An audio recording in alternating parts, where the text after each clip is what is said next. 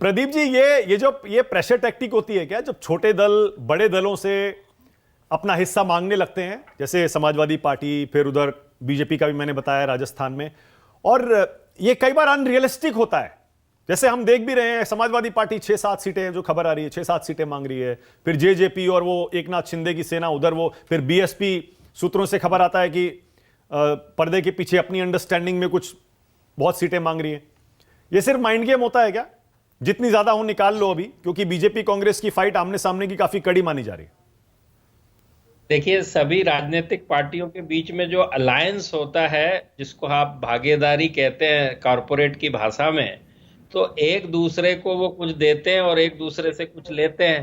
Politics की बात करें तो कहीं पे समाजवादी बड़ी भूमिका में उत्तर प्रदेश के अंदर, और मध्य प्रदेश के अंदर कांग्रेस पार्टी जो है बड़े भाई की भूमिका में है। तो चूंकि इंडिया अलायंस बन रहा है, लोकसभा का मौसम है, तो अब विधानसभा बीच में चुनाव आ चुके हैं, तो क्यों ना कुछ मांग लिया जाए, कुछ तो लाभ हो ही जाए। और वहां के जो स्थानीय लोकल नेता होते हैं, देखिए समाजवादी पार्टी की मध्य प्रदेश के संदर्भ में बात करें तो चंबल और बुंदेलखंड क्षेत्र के अंदर, रीजन के अंदर पिछले कुछ दिनों से वो कुछ वोट लेते रहे। कहने का मतलब जो आपने बताया 1 से 1.5% तो पूरे प्रदेश का है, लेकिन 5 से 7 ऐसी सीटें, जैसे आपने बताया 45 पे तो जमानत जब्त हो गई, तो उसका कोई औचित्य नहीं है, लेकिन जो 5 से 7 सीटें हैं चंबल की, उनके ऊपर एक सीट वो जीत भी गए थे, और बुंदेलखंड की, उसमें वो खेल बना तो नहीं सकेंगे, लेकिन हाँ बिगाड़ने में जरूर सक्षम है। तो उस लिहाज से जो मिल जाए वो ठीक है, उसकी एक कोशिश की जा रही है और करना भी चाहिए, क्योंकि पार्टनरशिप जो है, तो पार्टनरशिप इज ऑल अबाउट कुछ देना और कुछ लेना। मतलब तो कांग्रेस बीजेपी आपको लगता है दबाव में रहेंगे लोकसभा के लिहाज से और इसके लिहाज से कि भाई देखिए, लोकसभा में भी पता है कि कांटे की टक्कर दिखाई दे रही है, तो दोनों को अपने छोटे साथियों को खुश रखना है, और इन 3 स्टेट्स में भी आमने सामने की टक्कर है।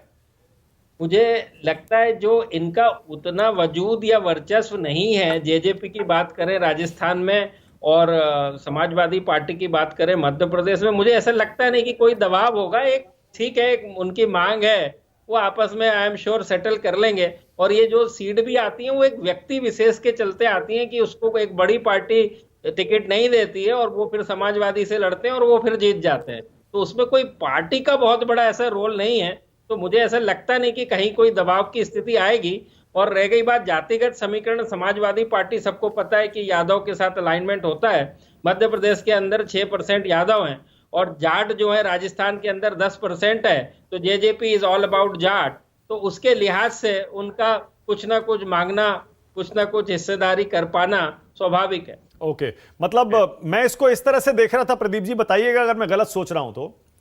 कांग्रेस के लिए उत्तर प्रदेश में 2-3 सीटें इस बार प्रतिष्ठा वाली सीटें होने वाली हैं। हो सकता है राहुल गांधी अमेठी से लड़ें, सोनिया या प्रियंका रायबरेली से लड़ें, या हो सकता है तीनों अलग अलग लड़ें। खबर यह भी आ रही है मल्लिकार्जुन खड़गे भी यूपी में लड़ सकते हैं, फिर नीतीश कुमार की अलग खबर आ रही है। तो कहीं ऐसा तो नहीं कि अखिलेश यादव तक पर्दे के पीछे बातचीत चल रही होगी, वो डिमांड पहुंची होगी, तो उसके बदले में उन्होंने ये डिमांड रख दी हो? नहीं नहीं, इतना माना जी। आप उसको वैसे देखिए कि जो 19 का चुनाव था लोकसभा का, उसमें उत्तर प्रदेश में सपा बसपा का गठबंधन था, और आरएलडी भी उसमें शामिल थी। बावजूद उसके उन्होंने रायबरेली और अमेठी सीट के ऊपर अपना उम्मीदवार नहीं था। कहने का मतलब संयुक्त उम्मीदवार राहुल गांधी जी और सोनिया गांधी जी थे। तो कहने का मतलब अलायंस ना होते हुए भी उन्होंने उनका मान रखते हुए वो सीटें दी थी। तो आप, मुझे लग नहीं रहा कि इसमें कोई बहुत बड़ी रस्साकसी की स्थिति है, क्योंकि उनका वजूद नहीं है ना दोनों पार्टियों का। वो ठीक है, आपस में सुलह हो जाएगी, इसमें ऐसी कोई दिक्कत की बात मुझे नहीं लग रही है। कोई बहुत बड़ा निगोशिएशन नहीं है जो एक सपा बसपा के बीच हो सकता था। बराबरी की हिस्सेदारी उत्तर प्रदेश में, ओके, तो उस तरह का विषय नहीं है यहाँ पे। ठीक है, आप बहुत दिन बाद आए हैं, मैं सोच रहा हूं एमपी, राजस्थान, छत्तीसगढ़ में कुछ अपना असेसमेंट भी बता दीजिए, कौन आगे है इन तीनों स्टेट्स में, कौन पीछे है? नहीं नहीं, देखिए मैंने जैसे बताया, हम लोग ओपिनियन पोल, प्री पोल तो करते नहीं, हम केवल एग्जिट पोल करते हैं। और आज की डेट की बात करें तो हमने तो अभी ऐसा कुछ काम नहीं किया है, लेकिन जिस हिसाब से स्थितियां हैं, हर एक स्टेट की, हर एक प्रदेश की अपनी एक तासीर होती है ना। तो मध्य प्रदेश, छत्तीसगढ़ के अंदर हमेशा से ऐसे चलते रहा है कि रिपीट सरकारें हुई हैं। राजस्थान के अंदर अभी तक का चलन ये है कि हर 5 साल में सरकारें बदलती हैं।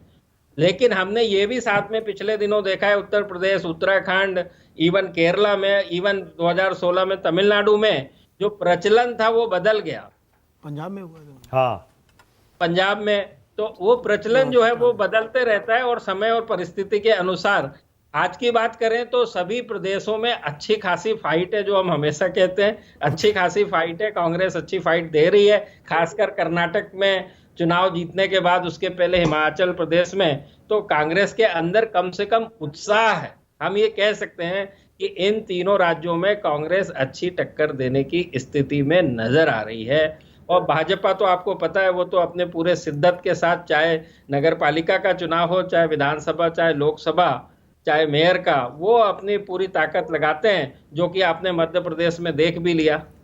हालांकि अभी आपने वो सवाल नहीं पूछा है, तो अभी मैं उस पर चुप्पी करता हूं, और आपके बाकी अपने जो पैनलिस्ट हैं अभी आता हूं उस उसके पे, ऊपर आप अभी आता हूं उस जी पे। जी सुरेंद्र